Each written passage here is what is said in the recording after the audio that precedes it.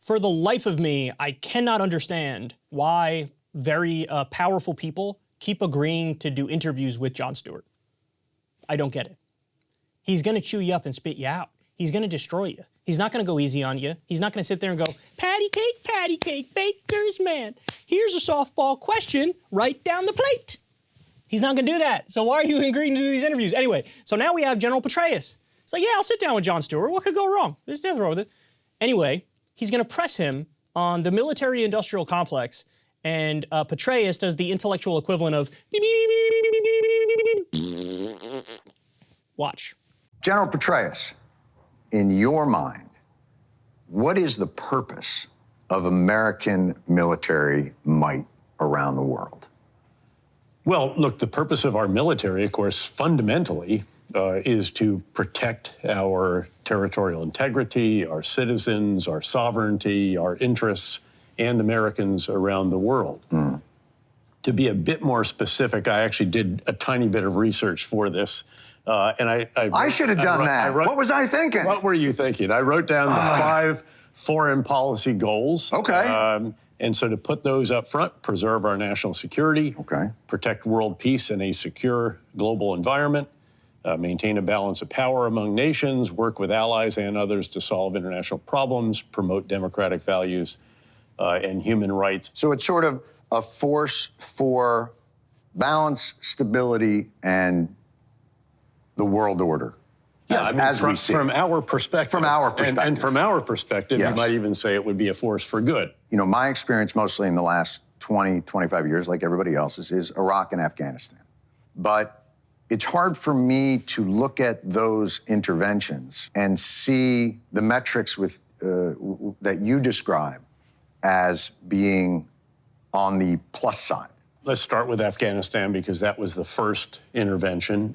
Understandably, that's where the 9/11 attacks were planned when al-Qaeda had a sanctuary there under Taliban rule. We went there for a simple reason. When the Taliban refused to eliminate that sanctuary, we went in to eliminate it and to ensure that it could not come back. Because and in that moment, though, we also have the responsibility then, we're training an army, and we're trying to... Well, we're helping a country reestablish its institutions. Right. People would refer to it as nation building. Yes, we're nation building in Afghanistan after achieving a military objective. Which was inescapable. I know that a lot of many people conclude that, it all went wrong. We should have just taken out bin Laden.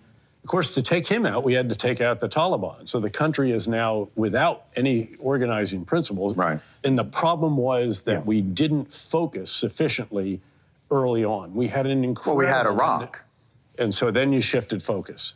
That's right. The real question is, it comes back to, when should you intervene? How should you intervene? There you go. And how ambitious should it be? And I would contend that our experiences in Iraq and Afghanistan have very much tempered our enthusiasm, our ambitions, our views on what might be possible. Have you seen the evidence of that? Because it looks to me like we lost 20 years in Afghanistan, 20 years in Iraq, and the Pentagon got a raise. They got $50 billion more than they even asked for.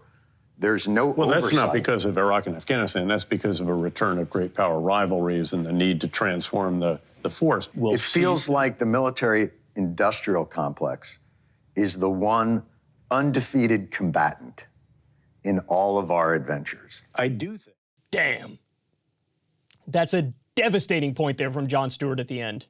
He says, we lost 20 years in Iraq, 20 years in Afghanistan, and the Pentagon got a raise. I made the same point when I saw the new defense budget. Offense budget. I made the same comment. I was like, hold on. Wait, we just pulled all the boots on the ground out of Afghanistan, and the Pentagon is getting more money? We're ending one of our wars, a 20-plus year war, and the Pentagon is getting more money? How does that work? Why is that the case?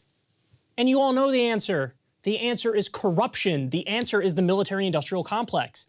The answer is Boeing and Raytheon and Honeywell and KBR, all of these defense contractors who lobby the government, pay the politicians money for their campaigns, and then when the politicians get in power, they pay them back in the form of giant no-bid contracts in some instances. And so they build and they build and they build, and it's always more tanks and more planes and more weapons. And by the way, then comes the second part of the scam. We have such an overflow of all this stuff. What do? We take the money, or excuse me, we take the weapons, and we sell them to our allies. By the way, a lot of those allies ain't democratic at all. So let's go back to what Petraeus said here. What's the reason for the U.S. military to act as it does around the world? He says, preserve national security, protect world peace, and protect democratic values. Protect democratic values. We fund 73% of the world's dictatorships. That's a literal fact. I mean, look at who some of our closest allies are. Israel, apartheid state. Netanyahu's trying to make it a full theocratic dictatorship. Saudi Arabia. I don't even need to say a word about Saudi Arabia. Beheading people in the public square, giving women no rights, killing people over apostasy and drug smuggling, doing a genocide in Yemen as we speak with our weapons and our money. He honestly said, protect democratic values. What a colossal joke. What a colossal joke. He knows that's a joke. Even the idea of protecting world peace. Oftentimes, we are the people who violate that peace. I mean, our entire drone war, by the way, is illegal. We're occupying a third of Syria right now, explicitly to steal their oil. Explicitly. Trump said that when he was president. He's like, yeah, we're occupying Syria and we're taking their oil. He said we should do the same thing in Iraq. Protect world peace. That's ruining world peace. He says, oh, preserve national security. But this stuff hasn't preserved national security. There were so many studies which found that blowback was a giant problem. In other words, when we went into Iraq, like, oh yeah, we're going to go get Al-Qaeda in Iraq, there were fewer Al-Qaeda in there than after we invaded it. It increased the number of terrorists, the net number of terrorists in the world. Preserve national security. Jesus Christ, man. It's astonishing. It's astonishing. And this is child's play for Jon Stewart, too. I mean, he's slapping him around without even trying. He doesn't have to raise his voice. He doesn't have to get aggressive. It's just you lay out the facts plain as day, and it's a wrap. They were even talking about, like, oh, nation, the idea of nation building. Look who we allied with in Afghanistan. It was literally warlords with child sex slaves.